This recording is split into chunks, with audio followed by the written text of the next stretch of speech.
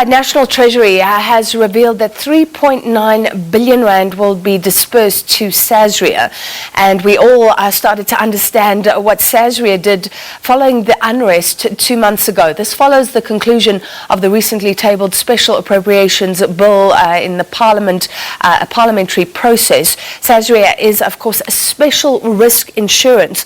It is administered by a government association, and it has been hit by a flood of claims following the looting that we saw in KwaZulu-Natal and Gauteng.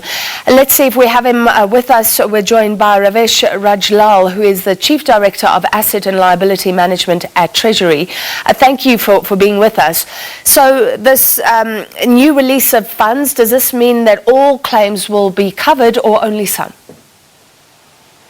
Hi, good evening to you and your viewers. In fact, the 3.9 billion will basically be sufficient to assist SASRIA through to the end of this financial year, which ends at the end of March 2022.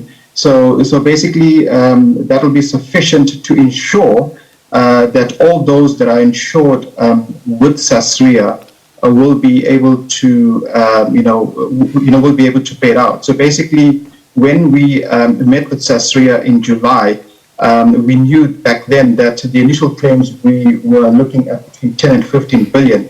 And therefore, we then undertook a process to then look at how do we provide the support, and the amount that we came up with SASRIA was 3.9 billion, which is the interim amount. So in terms of claims, that'll be sufficient to augment the existing,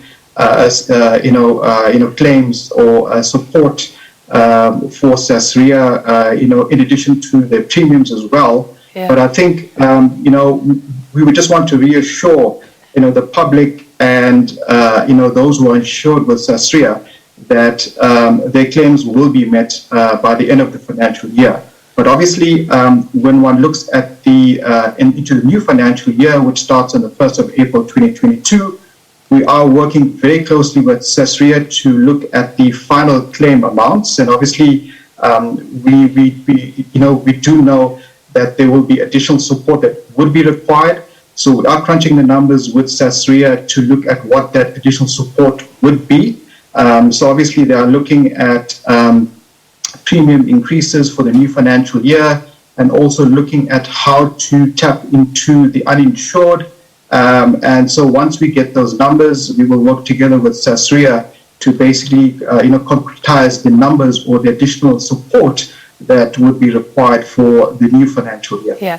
So let's just clarify, this is for businesses that had an insurance policy, and then SASRIA is the special risk insurance, the additional insurance attached to those policies. It won't affect the uninsured, the small businesses, the people who lost everything, because there was talk of some support for them as well. Yes, that's correct. So if one looks at SASRIA, those who have the SASRIA cover will be insured. But for the SMMEs and the SMEs who are not insured, obviously there is that support that will be provided through the Department of Trade and Industry and Small Business Development together with the National Treasury. So there's a separate process there. But I think what SASRIA is also looking at is to how do they also bring in or ensure that we also provide insurance to those who are currently uninsured, which includes the SMMEs and SMEs. So they are looking at expanding the business model to also tap the uninsured, which includes the SMEs and SMMEs. Very, very quickly. So SASRIA has proved its worth, and government has come forward with this cash. Presumably, though, if more looting happens or riots or the crazy things that SASRIA covers, South Africa, everybody insured and everybody not insured will be vulnerable, because we're talking about government having to cough up billions again. Is that a huge concern?